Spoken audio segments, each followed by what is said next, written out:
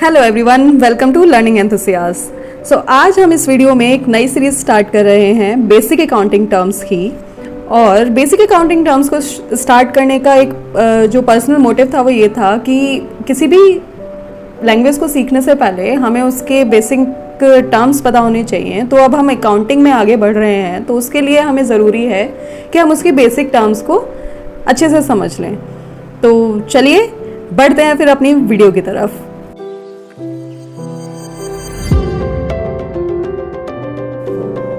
तो हमारा जो पहली बेसिक अकाउंटिंग टर्म है वो है बिजनेस ट्रांजैक्शन। तो बिजनेस ट्रांजैक्शन क्या होता है, पहले एक एग्जांपल से समझ लेते हैं, फिर डेफिनेशन की तरफ बढ़ेंगे। फॉर एग्जांपल, एक बिजनेस है ABC लिमिटेड, ठीक है। इनका जो है वो फर्नीचर बनाने का काम है, ठीक है, ये फर्नीचर का काम है। अब यहाँ पर है एक मिस्टर एक्स, ठीक है। मिस्टर एक्स को एक चेयर की ज़रूरत है, तो मिस्टर एक्स आए ABC लिमिटेड के पास में और उन्होंने इनसे पूछा कि क्या आपके पास एक चेयर है। तो इन्होंने बोला हाँ जी बिल्कुल है। तो अब इन्होंने ABC लिमिटेड ने एक्स को एक चेयर दे दी, ठीक है, और बदले में एक्स ने ABC लिमिटेड को क्या दिया, उन्होंने इनको कुछ अमाउंट दिया। सपोज ये 500 रुपीज़ की चेयर थी, उन्होंने इसको 500 रुपीज़ दे दिया। तो ये इन दोनों के बीच का जो ये लेन देन हुआ, इसको बिजनेस टर्म में हम बोलते हैं ट्रांजैक्शन। ट्रांजैक्शन मतलब ट्रांसफर करना राइट्स को, ठीक है, इन एक्सचेंज ऑफ मनी।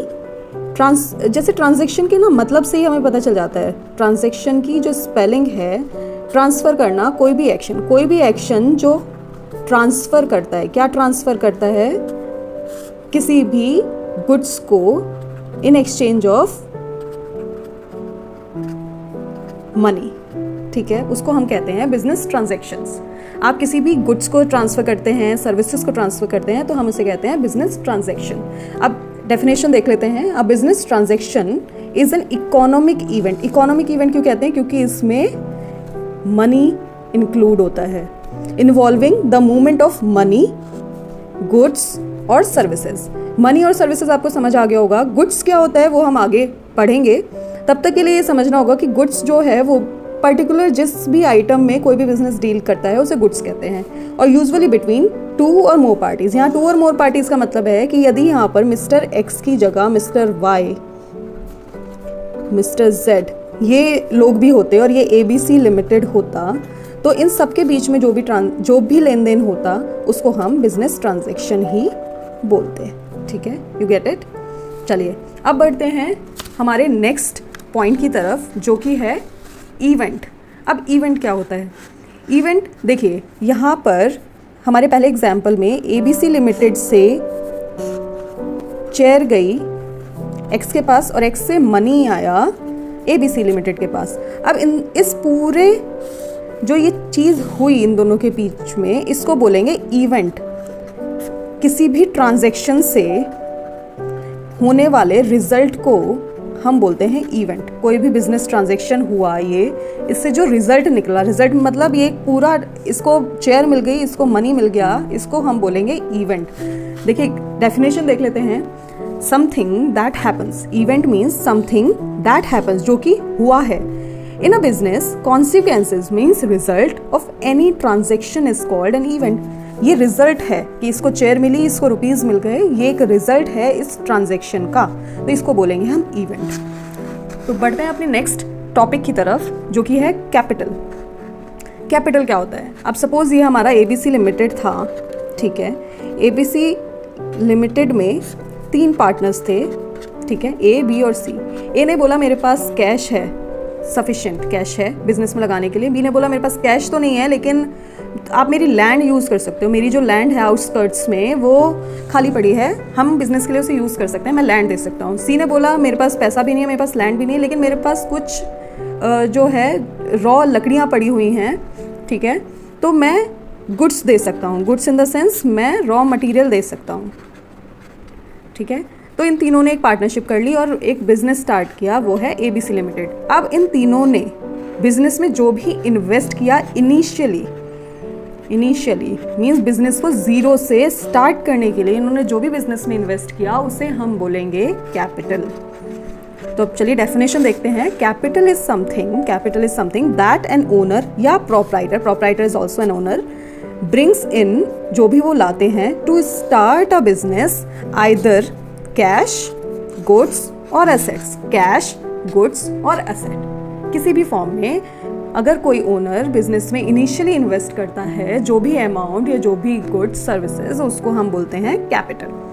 ठीक है, तो चलिए कैपिटल के बाद बारी है ड्राइंग्स की। ठीक है, अब देखिए ABC लिमिटेड ने कैश लगाया, इसने लैंड लगाया, इसने रॉ मटेरियल दिया। ठीक है, अब दे दिया, लेकिन ऐसा भी तो हो सकता है इन फ्यूचर इन्हें कभी पैसे की ज़रूरत भी पड़े। अब ए को माना ज़रूरत पड़ गई तो वो लेगा भी तो इसी बिजनेस से ना, ABC लिमिटेड से ही वो कैश विड्रॉ करेगा।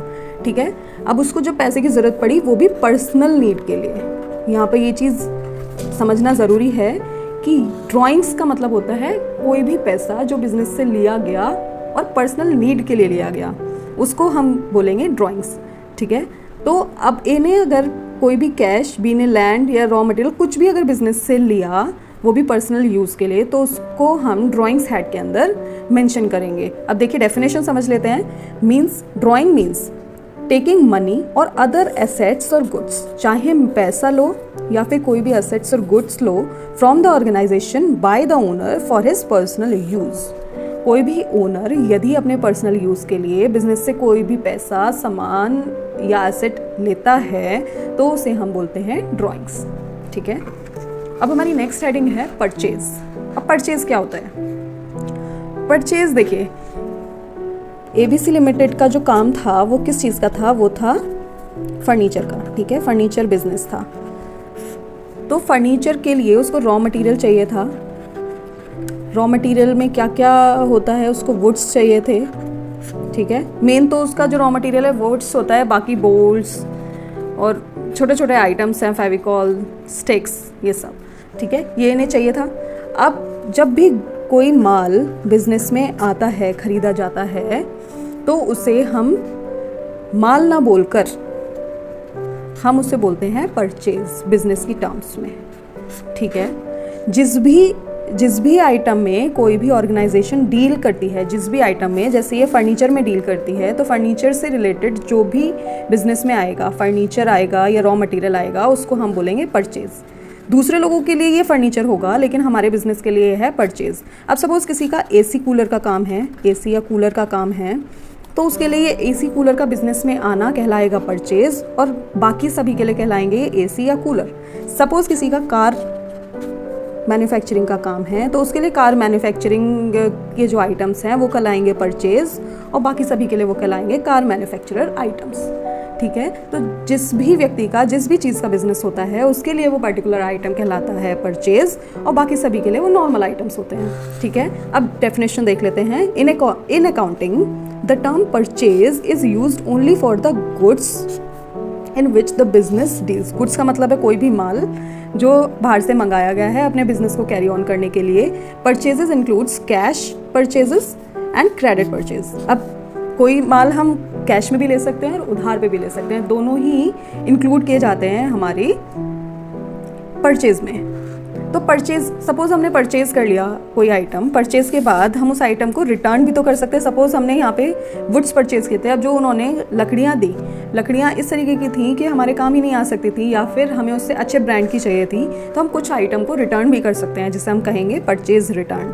तो अगर ABC लिमिटेड से कुछ परचेज जो उसने अभी तक किया था उसको अगर रिटर्न कर दिया गया तो उसे हम कहते हैं परचेज रिटर्न। ठीक है, परचेज रिटर्न को हम और क्या कहते हैं? हम उसे कहते हैं returns outward.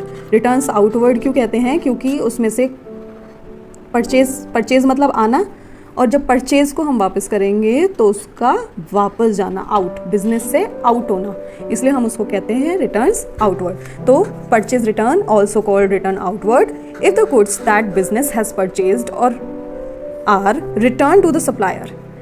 If the goods that business has purchase, जो कि बिजनेस ने पहले परचेज किए थे, आर रिटर्न टू द सप्लायर, वो वापस से सप्लायर को अगर रिटर्न कर दिए जाते हैं, that is known as purchase return.